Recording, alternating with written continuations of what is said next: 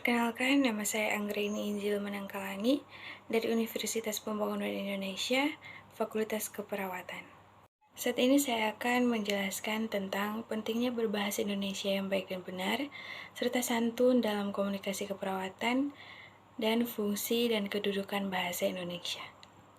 Menurut pendapat saya tentang berbahasa Indonesia yang baik dan benar, dapat diartikan sebagai pemakaian ragam bahasa yang serasi dengan sasarannya, dan di samping itu mengikuti kaidah bahasa yang betul, ungkapan bahasa Indonesia yang baik dan benar, mengacu ke ragam bahasa yang sekaligus memenuhi persyaratan kebaikan dan kebenaran, bahasa yang diucapkan bahasa yang baku.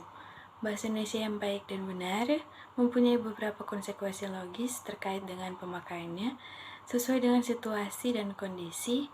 Pada kondisi tertentu, yaitu pada situasi formal, penggunaan bahasa Indonesia yang benar menjadi prioritas utama. Penggunaan bahasa seperti ini sering menggunakan bahasa yang baku. Begitu halnya dengan komunikasi dalam sistem pemberian layanan kesehatan. Penggunaan bahasa Indonesia menjadi hal yang sangat penting dilakukan oleh tenaga kesehatan agar klien atau pasien tidak salah paham dalam mengartikan bahasa yang dimaksud. Bahasa Indonesia sudah menjadi bahasa nasional di negara ini, Indonesia, dan sangat penting digunakan oleh para tenaga kesehatan dalam memberikan pelayanan kesehatan, karena bahasa Indonesia sangat mudah dimengerti oleh penduduk di Indonesia, sehingga jika menggunakan bahasa Indonesia dalam memberikan pelayanan kesehatan, hambatan dalam berkomunikasi akan berkurang.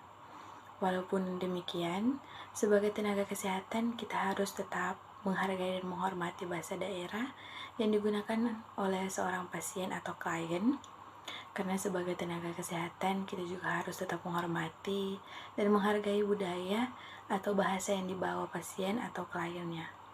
Komunikasi merupakan hal penting yang harus diperhatikan oleh orang yang memberikan pelayanan kesehatan.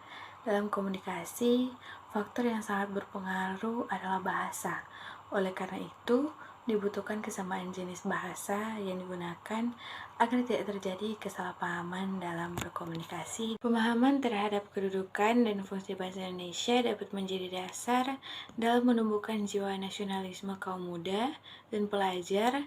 Dalam hal ini, bahasa Indonesia diketahui mempunyai dua kedudukan, yaitu sebagai bahasa nasional dan bahasa negara. Dalam kedudukannya sebagai bahasa nasional, fungsi bahasa Indonesia adalah sebagai lambang kebanggaan kebangsaan, identitas nasional, alat perhubungan antar warga, antar daerah dan antar budaya, serta alat pemersatu suku, budaya, dan bahasa Nusantara.